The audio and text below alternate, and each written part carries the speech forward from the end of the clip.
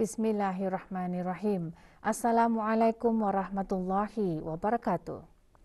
70 kes baharu jangkitan COVID-19 disahkan kemarin yang membawa jumlah keseluruhan kes kepada 14,514 orang. Yang berhormat Datuk Seri Setia Dr. Haji Awang Muhammad Isham bin Haji Jaafar, Menteri Kesihatan memaklumkan perkara tersebut semasa sidang media situasi terkini jangkitan COVID-19. Sidang media berlangsung petang kemarin di Dewan Al-Afiah Kementerian Kesihatan. Terdapat 15 kes baru kepada 4 kluster aktif yang sedia ada yang merupakan kontak-kontak terdekat kepada beberapa kes positif sebelumnya. Sementara itu, terdapat 2 kluster baru telah dikesan yang melibatkan 32 kes. Kluster-kluster baru ini adalah kluster kediaman di mana satu daripadanya ialah kluster Nur Zafirah Engineering Sendirian Berhad adalah kluster rumah yang menempatkan pekerja-pekerja syarikat berkenaan. 6 kluster telah ditutup setelah tidak ada kes dikesan di dalam kluster berkenaan selama 28 hari. Oleh yang demikian, jumlah kluster yang aktif adalah 153 kluster. Selain itu, terdapat 2 kes import dicatatkan mana kedua-duanya telah tiba ke negara Brunei Darussalam dari Jakarta melalui Singapura dengan menaiki penerbangan Singapura SQ148 pada 14/11/2021. Manakala terdapat 21 kes baru yang masih dalam siasatan bagi mengenal pasti sumber jangkitan. 61 kes telah disahkan sembuh yang membawa jumlah kes yang sembuh di negara Brunei Darussalam kepada 13,986 kes. Di kalangan kes-kes yang sedang ada dalam rawatan, 5 kes adalah dalam kategori 5 dan sedang dirawat di unit rawatan intensif. Kesemua mereka memerlukan bantuan mesin pernafasan ataupun artificial ventilation. Sementara itu, tidak ada kes lain dikategorikan dalam kategori 4, iaitu yang memerlukan bantuan oksigen ataupun pemantauan rapi. Dalam tempoh 24 jam yang lalu, sebanyak 2,656 sampel telah diuji bagi virus SARS-CoV-2 yang membawa jumlah keseluruhan ujian makmal dijalankan sejak Januari 2020 kepada 581,431 ujian. Menteri Kesihatan juga mengongsikan pada 19 November 2021, seramai 3,121 orang menerima suntikan vaksin COVID-19, termasuk 595 daripadanya merupakan golongan remaja berumur 12 hingga 17 tahun. Menteri Kesihatan juga menekankan tempahan bagi slot sembahyang fardu Jumaat pada 26 November ini akan dibukakan bermula Isnin 22 November 2021 pukul 2 petang. Program vaksinasi kebangsaan seramai 398,277 orang telah menerima 1 dos vaksin COVID-19, iaitu 92.6% daripada jumlah penduduk negara. Manakala 320,823 orang telah melengkapkan 2 dos vaksin COVID-19, iaitu 74.6% daripada jumlah penduduk negara. Alhamdulillah, pada 19 November 2021, 95.5% slot-slot bagi menunaikan fardu Jumaat di seluruh negara telah ditempah. Walau bagaimanapun, hanya 85% daripada mereka yang berjaya membuat tempahan telah menghadirkan diri. Orang ramai yang sudah membuat tempahan dan kemudian tidak dapat hadir adalah dinasihatkan untuk membatalkan tempahan tersebut bagi memberikan peluang kepada orang lain. Dalam pada itu, tempahan bagi slot sembahyang fardu Jumaat pada 26 November 2021 akan dibukakan bermula pada Isnin 22 November 2021 jam 2 petang. Bagi operasi peralihan, sebanyak 4 pelanggaran arahan telah dikeluarkan denda kompaun di seluruh negara, di mana 3 daripadanya adalah pelanggaran arahan untuk berada di rumah. Fasa peralihan di bawah rangka kerja Pelan Pemulihan Kebangsaan COVID-19 yang bermula Jumaat lalu, pejabat-pejabat kerajaan mula beroperasi kemarin. Para pegawai dan kaki tangan kerajaan perlu mengadaptasikan norma baharu dalam melaksanakan tugas. Hanya pegawai dan kaki tangan yang sudah melengkapkan 2 dos vaksin yang dibenarkan bertugas dengan memaksimumkan jumlah kehadiran pegawai dan kaki tangan tidak melebihi 50% mengikut kapasiti pejabat. Di bawah fasa peralihan tersebut, para pegawai dan kaki tangan kerajaan juga perlu sentiasa mematuhi garis panduan yang telah ditetapkan dalam sama-sama mengawal wabak COVID-19. Cara kami melaksanakannya, kami ada beberapa stesen di pintu masuk. Hanya ada satu pintu masuk ke Kementerian Nanik dan di jabatan-jabatan, dan kami ada menyediakan petugas-petugas. Kami ada menyediakan petugas-petugas yang akan memastikan bahawa hanya mereka yang memenuhi SOP boleh berada dalam bangunan. Para pegawai dan kaki tangan kerajaan juga dimestikan menjalankan ujian antigen rapid test setiap 2 minggu sekali. Pegawai dan kaki tangan dikehendaki untuk membuat ujiannya terlebih dahulu dan membuat gambar dan diberikan kepada ketua-ketua bahagian dan ketua cawangan masing-masing bagi pengesahan. Ini meningkatkan keyakinan para pegawai dan kaki tangan untuk hadir bekerja. Di samping juga dapat memastikan terjaganya keselamatan dan kesejahteraan pegawai dan kaki tangan. Orang ramai diingatkan untuk memikul tanggungjawab masing-masing dan komited terhadap peraturan yang telah ditetapkan dalam sama-sama mengawal COVID-19 di negara ini.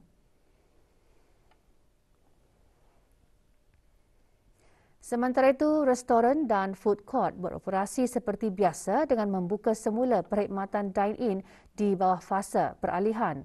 Dengan pembukaan semula itu, waktu perniagaan dipanjangkan berbanding sebelumnya. Bagi memastikan keselamatan pelanggan, pemilik premis dikehendaki memastikan semua pekerja kaki tangan mendapat vaksinasi penuh dan memastikan semua individu yang memasuki restoran mematuhi garis panduan Kementerian Kesihatan. Kapasiti biasa boleh menerima 44 orang, sekarang 22 orang sahaja. Jadi 50% daripada kapasiti sebenarnya. Ni alhamdulillah lah dapat dah makan macam terus sajalah. Tapi saya sebagai pelanggan je mesti je patuhi SOP. Meskipun perkhidmatan dine-in di restoran dibenarkan semasa fasa peralihan ini, namun terdapat beberapa buah restoran masih beroperasi menggunakan perkhidmatan takeaway. Waktu operasi perniagaan beberapa premis dan stesen minyak di negara ini juga dilanjutkan semasa fasa peralihan. Kebanyakan premis-premis perniagaan beroperasi sehingga pukul 8 malam dengan mematuhi prosedur operasi standard SOP yang digariskan oleh pihak kerajaan. Premis-premis beroperasi dengan 50% kapasiti dalam satu masa.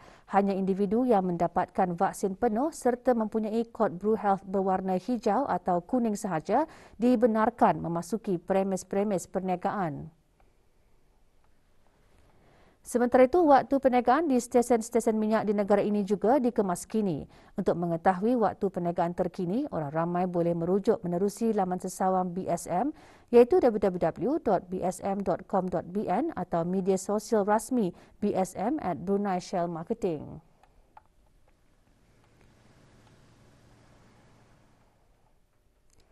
Kementerian Kesihatan terus menerima pelbagai bentuk sumbangan dari pihak-pihak penderma dalam membantu Kementerian Kesihatan dalam sama-sama menangani dan mengawal wabak COVID-19 di negara ini.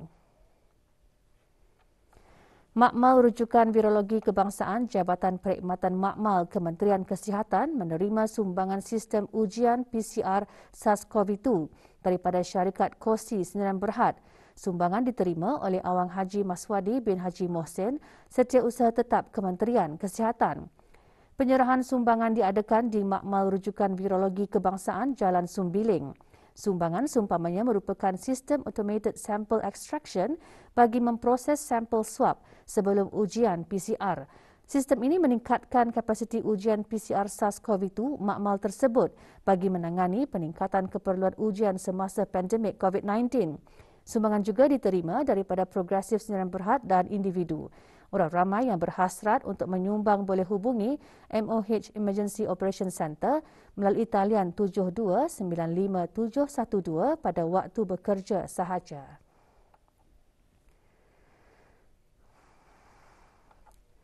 Seorang perempuan warga negara tempatan hadir di Mahkamah Magistrate Bandar Seri Begawan bagi mendengar keputusan perbicaraan rasuah yang dihadapinya. Alina binti Muhammad Arifin, seorang ejen freelance yang tidak mempunyai pekerjaan tetap, berusia 48 tahun, pertama kali dihadapkan ke mahkamah pada 4 Mei 2018 dan mengaku tidak bersalah atas 6 pertuduhan di bawah Seksyen 6C Akta Pencegahan Rasuah, Bab 131, iaitu tuduhan mengemukakan dokumen palsu kepada Jabatan Imigresen dan Pendaftaran Kebangsaan. Defendant yang tidak diwakili peguam menuntut perbicaraan yang bermula pada 10 Oktober 2019 yang mana 9 saksi dipanggil oleh pihak pendakwaan untuk membuktikan kes itu.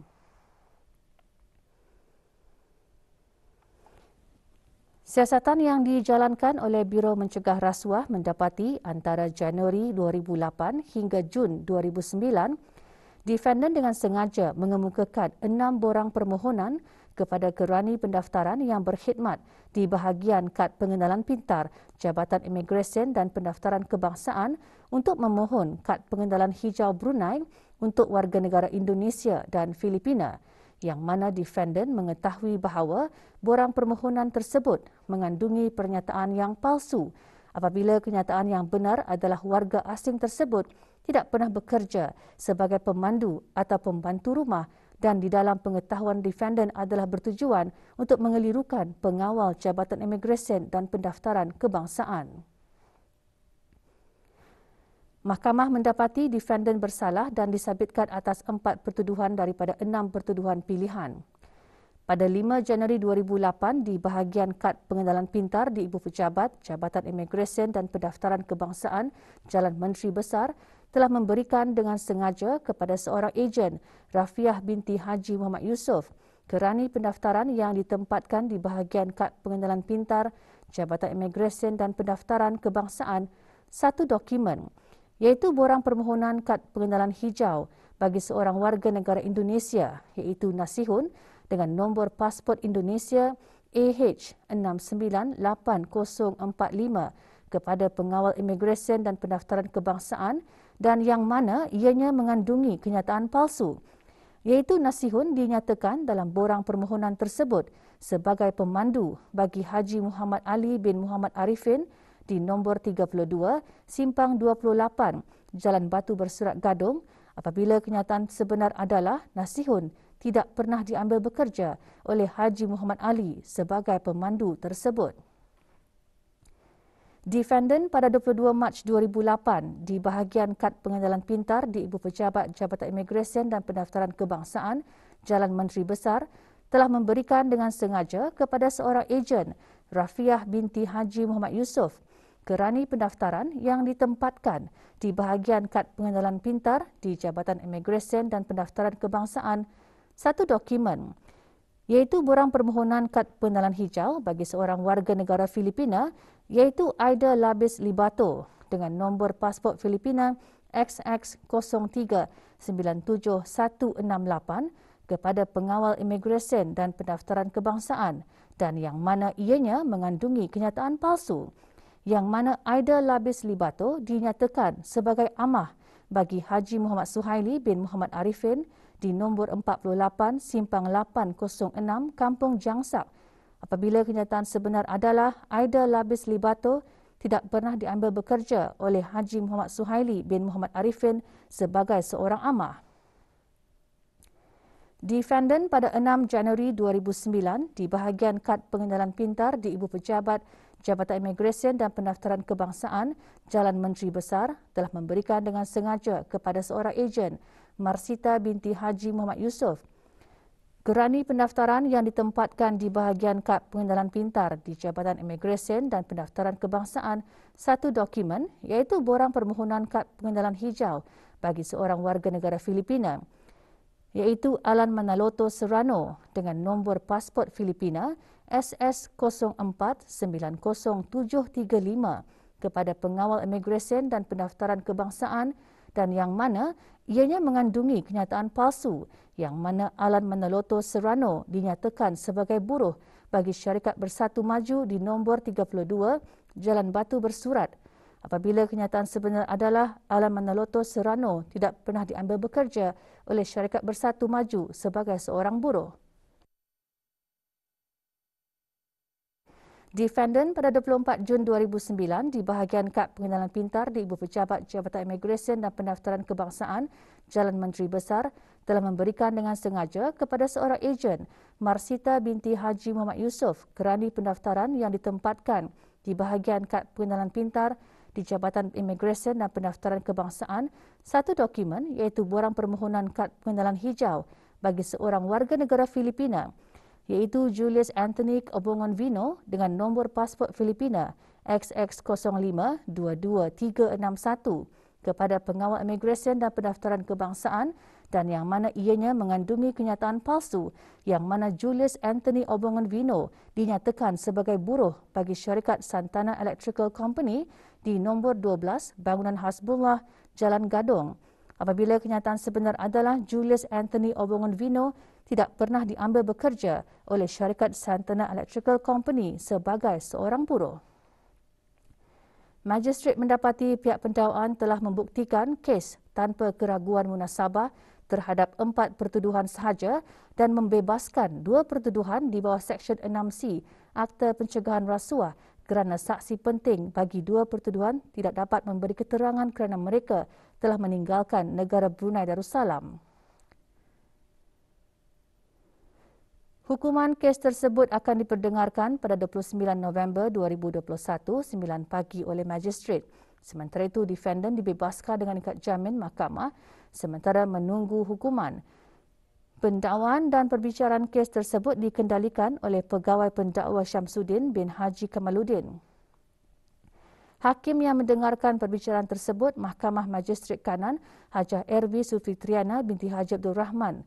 BMR mengingatkan orang ramai bahawa menghadapkan dokumen palsu ke mana-mana jabatan kerajaan adalah salah satu kesalahan yang serius yang boleh dikenakan hukuman pemenjaraan selama 7 tahun dan disabitkan denda sebanyak RM30,000.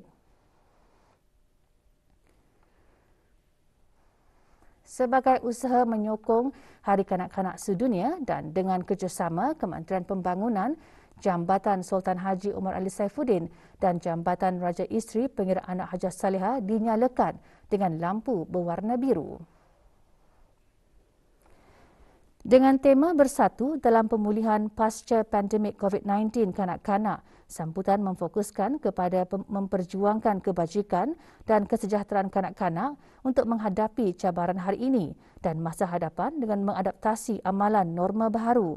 Penyalaan lampu tersebut akan diteruskan esok dari pukul 6.45 petang hingga 12 malam.